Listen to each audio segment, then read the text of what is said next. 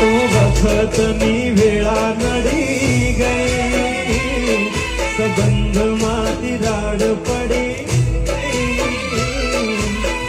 મારા વગર એ તો જીવતા શીખી ગઈ.